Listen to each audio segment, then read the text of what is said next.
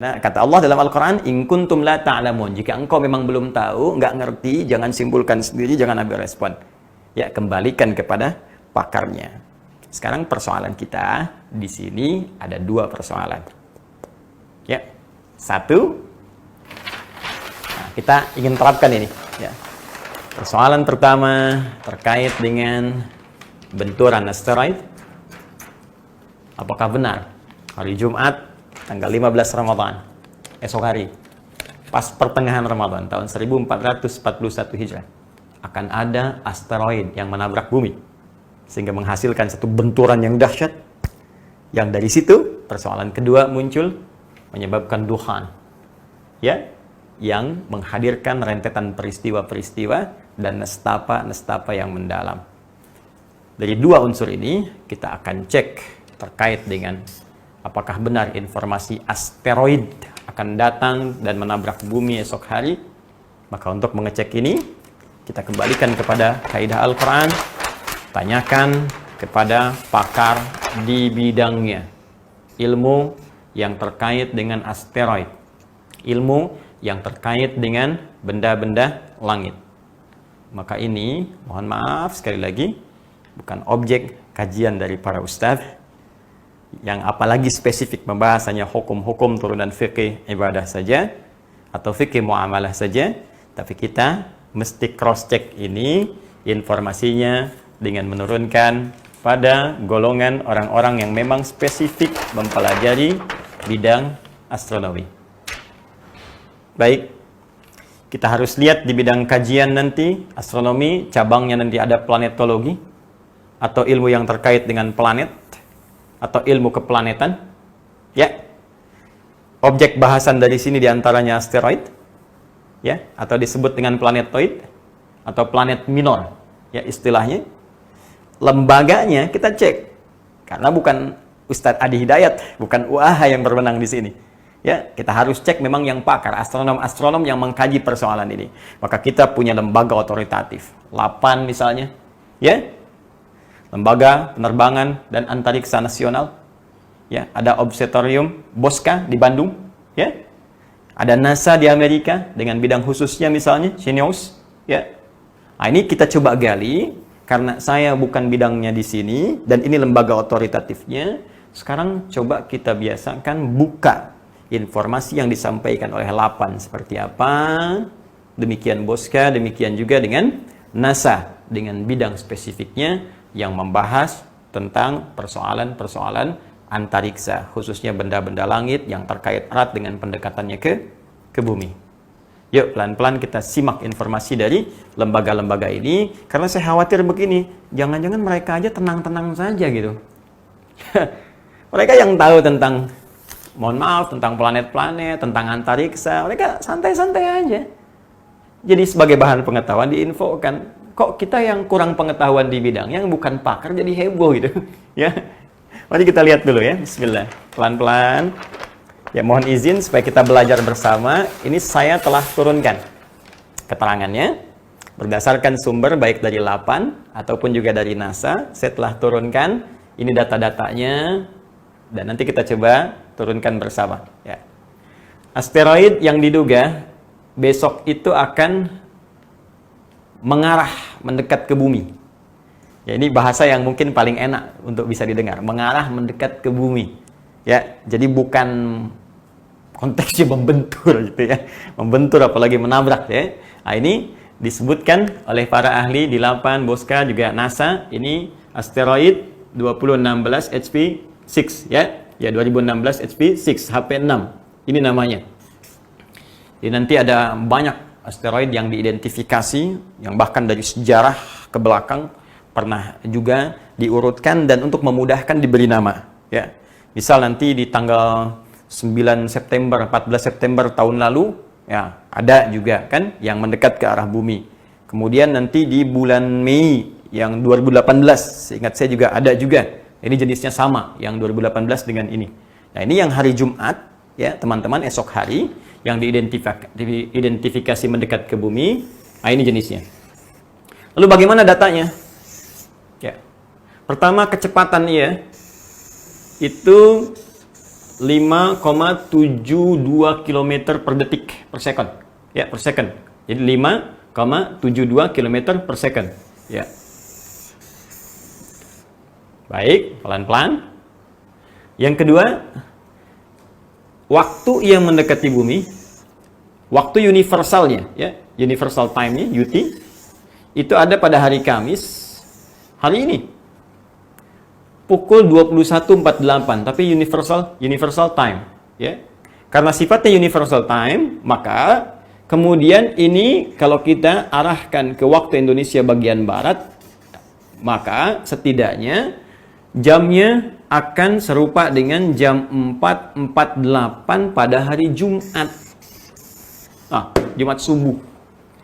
Ya, tanggal berapa? 8 Mei 2020, bertepatan dengan 15 Ramadan. Baik. Jadi kalau kita katakan ada asteroid, diidentifikasi asteroid 2016 HP6, dan kemudian punya kecepatan 5,72 km per second, ya, dia mendekati bumi pada hari Kamis pukul 21.48 universal time, waktu universal, atau hari Jumat, ya, subuh jam 4.48 waktu Indonesia bagian barat, bersamaan dengan 15 Ramadan. Wah, ini bagaimana nih? Nabrak nggak kira-kira? Belum selesai informasinya. Kita turunkan dulu informasi dimaksud supaya lebih bisa sempurna dan kita bisa pahami dengan jelas. Bismillahirrahmanirrahim. Yuk kita lihat. Ini baru 2. 3. Jaraknya, walau kecepatannya 5,72 km per second, tapi jaraknya dari bumi 1,66 juta kilometer. Bayang nggak? Silakan ukur. Paling gampang gini, ngukurnya 4,3 kali jarak bumi ke bulan. Jadi Anda bayangkan nggak? Bulan saja yang berotasi ke bumi tuh. Muter. Tandai nanti pasang surut, ya, gelombang yang ada di laut, pasang. Bisa kelihatan putar. Menentukan nanti dalam bulan Hijriah, apakah 29 hari, 29,5 dibulatkan ke 30 atau ditarik ke 29. Itu kan berdasarkan nanti bulan, ya, Hijriah, Qamariyah namanya. Baik, Anda bisa bayangkan bulan saja yang berputar, nggak pernah kita khawatirkan nabrak bumi. Ini ada benda jaraknya 4,3 kali bulan ke bumi, 4 kali lebih dari bulan, ya. Detilnya 1,66 juta kilometer, dan Anda jadi heboh gitu. Ya, saya ambil tadi, mohon maaf, di logika sederhana saja. Bulan, ya, setiap hari malam, alhamdulillah kita bisa amati dalam waktu-waktu yang terang khususnya, punya jarak dengan kita. Dia berotasi ke bumi, ya. Alhamdulillah nggak pernah nabrak bumi, dan kita nggak pernah khawatir. Ada benda sekarang 4 kali jaraknya lebih jauh dibandingkan jarak bulan ke bumi, 4 kali lebih jauh, ya. Dan Anda khawatir benda itu nabrak bumi. Kenapa nggak Anda khawatirkan bulan? Yes. Baik, ini data yang disampaikan oleh NASA, dari LAPAN, dari Boska, dan sejenisnya. Baik, yang paling menarik begini. Ini asteroid, ya, 2016 HP6 ini, 2016 HP6, ini pernah juga mendekati bumi, teman-teman. Yang tadi saya sebutkan, 13 Mei ini, bulan Mei, 13 Mei 2018, tepat teman-teman 2 tahun yang lalu. Jadi sekarang sebetulnya fase dia yang kedua, ya, mau masuk ke kita itu mendekati ke arah bumi, fase yang kedua, 2 tahun setelah periode 13 Mei, ya, 2018, sekarang tepat 8 Mei 2020 mau mendekat. Cuma yang paling menarik, waktu 13 Mei itu jaraknya 831.000. 831.000, tepatnya 672 km. Saya mau tanya pada Anda, kenapa yang waktu Mei 800.000 sekian Anda tidak khawatir? Sekarang ketika jaraknya makin jauh, 1 juta sekian, kenapa pada heboh mau kiamat? Baik, disinilah pentingnya kita mengamalkan isi Al-Quran secara benar. Oke, ini poinnya. Dan yang paling menarik, data dari LAPAN mengatakan ini sulit untuk diamati, tidak dapat diamati. Ya, magnitudonya, besarnya, jaraknya, segala rupanya sulit diamati. Ini tahunya udah lewat saja. Ya, ini keterangan 8, bukan keterangan ahli hidayat. Ya, ini keterangan 8, Boska. Kemudian juga dari NASA. Bahkan, nah ini nih. Tidak berbahaya. Ya, zero potential hazard. 0. Potensial bahayanya 0. Artinya apa? Jadi dari lembaga yang otoritatif, baik NASA, kan? Kemudian juga ada LAPAN, ada WOSCA, dan tentunya juga di Eropa punya, negara-negara lain juga punya. Yang paling menarik, mereka tidak pernah menyimpulkan bahwa benda itu, asteroid 2016, HV6 itu, akan membentur dengan bumi. Ini analisis lembaga otoritatif. Karena itu saya tidak melihat satu gejolak di media misalnya, ya baik sifatnya online ataupun yang lain, yang berisi media-media yang otoritatif untuk mengabarkan berita. Saya tidak melihat di Amerika ada heboh misalnya, di Eropa ada heboh, atau tetangga-tetangga kita ada heboh. Kan orang Islam itu bukan di Indonesia saja, di Arab banyak orang Islam. Saya sebelum membahas ini, saya coba klik dengan bahasa Arab, ya, ad-dukhan, ya, saya katakan ad-dukhan fi muntasaf Ramadan, ya, dukhan di pertengahan Ramadan, ya, tahun 2020 Masehinya 1441 Hijriahnya. Nggak ada berita, yang keluar malah hukum rokok. Bagaimana hukum rokok? Dukhan kan dalam bahasa Arab juga asap rokok, ya. Di tadkhin tuh merokok, dukhan tuh rokok. Maka yang keluar malah hukum rokok. Jadi Anda bayangkan gitu, yang orang Arab santai-santai aja. Ya, yang di Eropa santai-santai, di Amerika sampai. Kenapa di Indonesia jadi pada sibuk? Nah, ini saya ingin kembalikan kepada aspek ilmiahnya dulu. Jadi kalau ada kekhawatiran bahwa rangkaian akan ada tabrakan, akan ada ini, akan ada itu, saya kira itu satu reaksi yang berlebihan, ya, dan menurut saya hal demikian ada baiknya untuk kita koreksi kembali, sehingga dengan itu lebih menjadikan kita umat yang berilmiah, umat yang berilmu, dan ilmunya disandarkan pada keterangan Al-Quran dan Sunnah Rasulullah SAW. Ini bagian yang pertama. Jadi kita mendudukan sesuatu sesuai dengan akurasi informasinya. Di sini pun saya mengatakan saya bukan pakar di bidang astronomi, karena itu saya merujuk keterangan para astronom dari lembaga-lembaga yang terpercaya atau otoritatif. Nah, tinggal persoalan yang kedua. Kita lihat, kembalikan ke awal, mohon maaf, bismillah. Ini saya pakai flip chart ya untuk hari ini supaya memudahkan dibolak-baliknya. Dukhan. Ya. Allahu Akbar. Teman-teman, apa itu dukhan? Apa kaitannya dengan 15 Ramadan? Ya kan? Kemudian, apa dampak-dampaknya? Dan lebih penting, dari mana sumbernya? Itu yang paling utama. Nah, maka dalam konteks ini, saya ingin coba batasi dulu. Dukhan memang benar dimasukkan pada satu di antara 10 tanda-tanda yang sangat spesifik tentang akan mendekatnya atau terjadinya kiamat. Bahkan jelas turun surahnya langsung, Allah berikan keterangan surah Ad-Dukhan. Ya, fartaqib yauma ta'tis sama'u bidukhanim mubin. Ya, berhati-hati, semakin mendekat nih. Ya, khususnya nanti pada saat langit mulai mendatangkan satu asap, dukhan, asap yang nyata. Ya, dan banyak tafsiran di situ. Ya, bahkan Imam Al-Qurtubi memberikan 3 tafsiran utama. Ya, beliau mengutip keterangan para sahabat, ada yang mengatakan ini dukhan pertanda kiamat akan tiba. Ada tafsiran-tafsiran lain, ada tafsiran-tafsiran berbeda, tapi umumnya kebanyakan sepakat itu adalah asap tanda kiamat, yang asap ini bukan asap yang dihasilkan dari satu fenomena-fenomena di bumi. Ya, tapi memang spesifik turun dari langit. Makanya kalimat Qur'annya, ya, yauma ta'tis sama'u bidukhanim mubin. Pada hari saat langit mendatangkan asap yang menutupi wilayah-wilayah bumi sehingga gelap, padat, sesak, dan seterusnya, dan berlangsung dalam periode yang cukup lama. Tapi saya tidak akan masuk ke situ dulu. Apakah benar ada keterangan yang menyebutkan dukhan ini akan muncul di 15 Ramadan? Ini poinnya. Nah, sejauh ini informasi-informasi yang menyampaikan tentang kejadian 15 Ramadan itu bisa dilacak di satu kitab. Saya sudah cari kitabnya, saya sudah keluarkan langsung kepada intinya supaya mudah untuk bisa kita pahami. Kitabnya namanya Kitabul Fitan. Ini langsung saya print out kan dan langsung keisinya ke dalam supaya saya bisa perkenalkan dengan lebih baik. Ini ya, Kitabul Fitan. Karya Syekh Al-Hafidh Abu Abdullah Nu'aim bin Hammad Al-Marwazi. Ya, jadi Syekh Al-Hafidh Abu Abdullah Nu'aim bin Hammad Al-Marwazi. Ini saya sudah keluarkan dengan tahqiqnya langsung.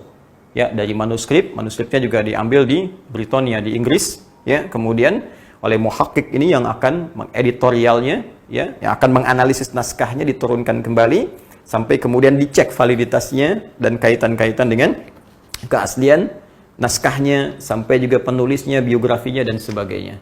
Secara singkat, pembahasan tentang tadi itu ada di halaman 228. Ini. Di nomor pembahasan 638 halaman 228. Ya. Di sini beliau menyampaikan informasi, kalau saya bacakan misalnya, baik. Haddatsana Abu Umar an Abil Hay'ah qala haddatsani Abdul Wahhab ibn Husain an Muhammad bin Thabit al-Bunani an abihi an al-Harith al-Hamdani an Ibnu Mas'ud radhiyallahu ta'ala anhu an Nabi sallallahu alaihi wasallam qala idza kanat sayhatun fi Ramadan fa innahu yakunu ma'na fi Syawal, ya, kemudian wa tamayyaza al-qaba'il fi Dzil Qa'dah wa tusfiku ad-dima' fi Dzil Hijjah wal Muharram wal Muharram yaquluha thalathan hayhata hayhata yuqtalu an-nasu fiha harjan harjan. Qala qulna wa ma sayhatu ya Rasulullah. Baik, secara singkat Nabi mengatakan jika nanti terjadi pekik suara yang kencang, ya, di bulan Ramadan yang menyebabkan banyak turunan-turunan peristiwa, ya, akan terjadi kerusuhan, akan terjadi banyak perpecahan, ya, di suku-suku, akan terjadi pembunuhan, akan terjadi macam-macam, kan? Maka bertanya para sahabat, pekik suara apa itu ya Rasulullah? Ya, apa yang terjadi? Qala hadhihi fin nisfi min Ramadan lailata jumu'atin. Ini terjadinya suara ini di bulan Ramadan, di malam Jumat, pertengahan Ramadan. Fin nisfi Ramadan, pertengahan Ramadan, di malam Jumat. Baik, fatakunu huddatan, ya, tuqidun naim, ya, wa tuqidul qa'im. Maka ini akan menyebabkan orang tidur bisa bangun, orang berdiri bisa duduk, saking kagetnya. Ya, secara singkat saya ambil keterangan, secara singkat ini panjang sekali sampai ujungnya, sampai solusinya kalau itu tiba bagaimana, ya. Secara singkat disampaikan tanggal 15 Ramadan atau pertengahan Ramadan, kemudian waktunya malam Jumat, akan terjadi pekik suara yang sangat kencang menyebabkan orang semua histeris, kaget, yang berdiri duduk, yang tidur bangun dan seterusnya, sampai dimintakan kalau fajarnya kemudian tiba langsung kunci pintunya, tutup celak-celaknya, berlindung di balik selimut, kemudian tutup telinga dan baca sebuah kalimat yang diajarkan Nabi sallallahu alaihi wasallam. Apa kalimatnya? Di sini Subhanal Quddus, Rabbunal Quddus, ya. Jadi dua kali disebutkan Subhanal Quddus, Rabbunal Quddus. Ini referensi yang digunakan, yang kemudian dikait-kaitkan dengan persoalan dukhan. Jadi ada yang membawa konteks dukhan ini ke dalam pekik suara, disambungkan dengan asteroid tadi. Jadi kalau kita ingin lihat runtutannya, jadi skemanya, ya, skema racikan pemikirannya, formulasinya begini. Diprediksi ada asteroid. Asteroid ini akan membentur bumi sehingga menimbulkan pekik suara yang sangat kencang. Dari sini muncul asap disebut dengan dukhan. Ya kan? Itu terjadi untuk bisa melegitimasi ini, dicarilah dalil. Mana dalilnya? Pertengahan Ramadan, pas bersamaan harinya Jumat lagi. Disebutkannya pertengahan Ramadan. Referensi dari mana? Dari sini. Di formulasi pemikiran inilah yang menjadikan isu berkembang. Orang tidak melacak lagi apa kualitas informasi yang disampaikan ini. Validasinya apa? Karena ini disebutkan riwayat, apalagi hadis, maka kepakarannya pun bukan astronom. Ya, jadi jangan kebalik. Jangan astronom bicara hadis, jangan orang-orang hadis yang nggak tahu astronomi bicara astronomi. Mesti ada sinergi di sini. Nah, ini penting saya sampaikan kalimat saya ini secara umum, secara global. Karena kita ini kadang-kadang gini, kalau bicara kesehatan, kita semua ikut ke dokter. Dengar nasihat dokter. Ya, tentang ekonomi kita ikut masalah ekonom. Ya, apa pandangan ekonom begini, kita ikuti. Tapi kalau sudah bincang agama, kayaknya semua jadi pakar gitu. Ini ngasih fatwa. Ini yang paling bahaya. Padahal urusan agama itu yang paling kompleks. Lebih daripada eksak itu. Ya, ini kompleks sifatnya dan bukan hanya membahas persoalan fisik, tapi metafisik. Bahkan dimensinya bisa lepas daripada dimensi dunia. Lebih jauh lagi. Karena itu kita kembalikan analisis ini kepada pakarnya di bidang hadis, yaitu ahli-ahli hadis yang bisa menilai riwayat ini. Yuk kita lihat komentar para ahli hadis. Sebetulnya kalau teman-teman punya kitab ini, itu sebelum masuk ke mukaddimah, begitu dibuka, ini yang tampil pertama di depan, ya, makanya saya coba printkan supaya bisa ketahuan, ya, ini kopinya.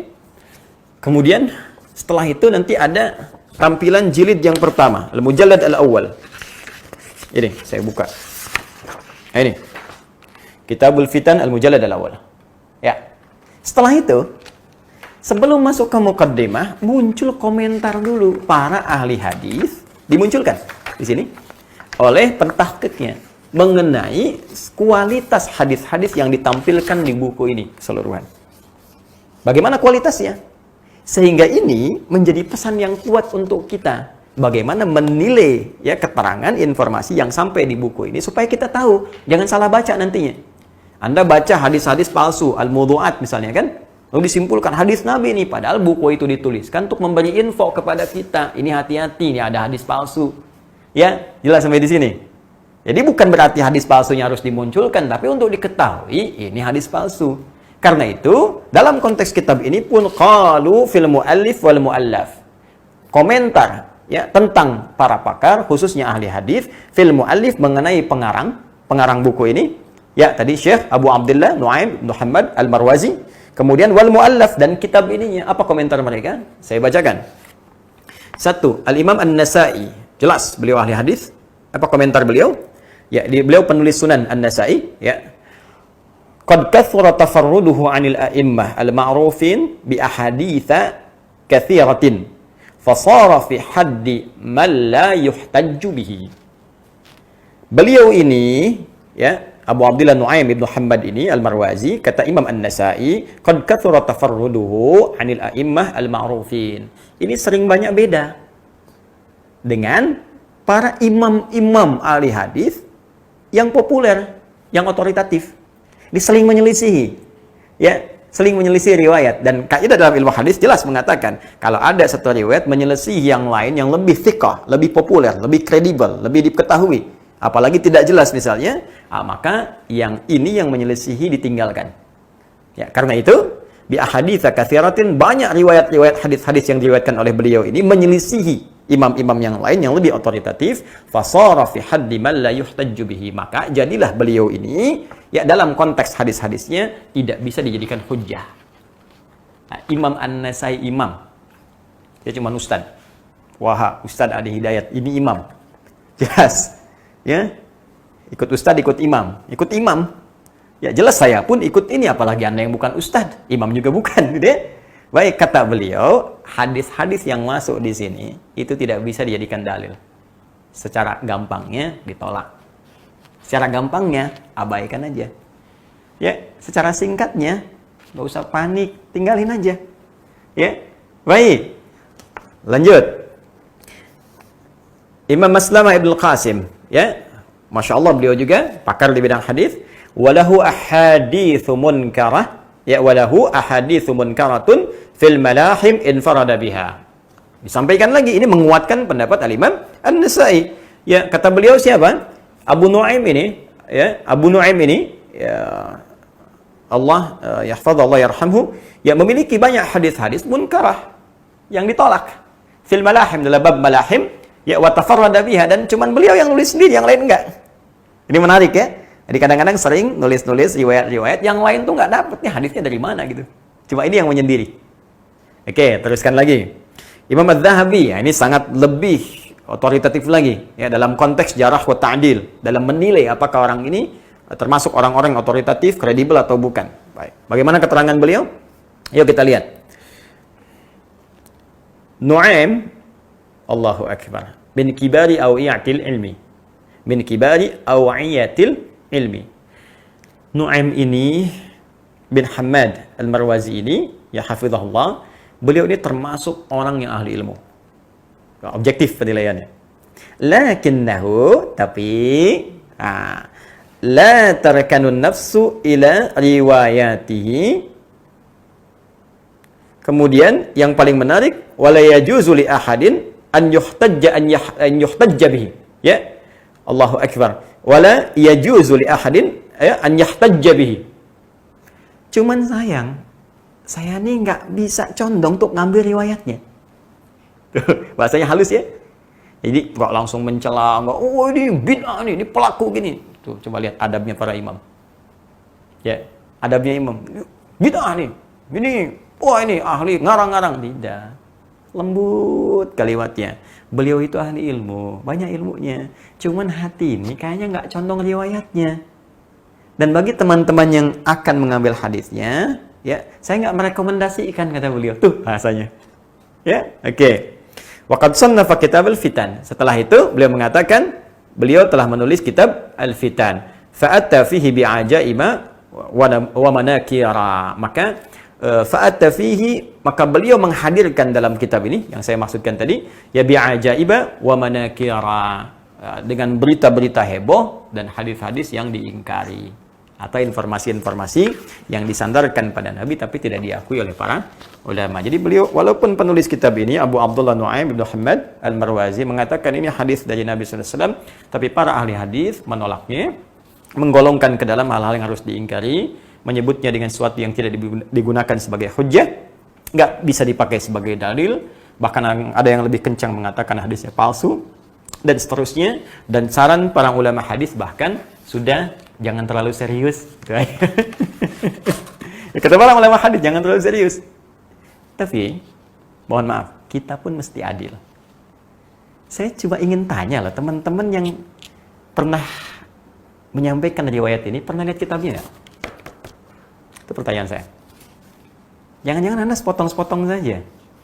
Ambil, apalagi yang nggak pernah lihat sama sekali, heboh, awas besok dukhon aja nggak tahu Anda apa. Saya mau tanya, Anda saja yang meriwayatkan informasi ini, yang menyampaikan, pernah lihat kitab itu nggak? Dugaan saya, besar kemungkinan belum pernah lihat. Dalam arti melihat itu benar-benar membaca dengan teliti. Ya, kalau lihat begini, Anda barusan lihat juga, oh lihat Ustaz. Ya. Yang saya maksudkan membaca dengan teliti. Anda mesti ingat, di halaman tadi, teman-teman, 228 yang ini, yang hadis nomor 638, sebetulnya beliau pun bukan ingin menguraikan tentang peristiwa kiamat. Abu Nuaim ini bukan ingin berbicara tentang peristiwa kiamat. Anda mesti tahu, ini termasuk satu rangkaian dari 9 halaman pada sebuah judul yang beliau beri nama di halaman 224. Ini ada babnya. Apa babnya? Ma yuzkaru min alamati minas sama, ma yuzkaru.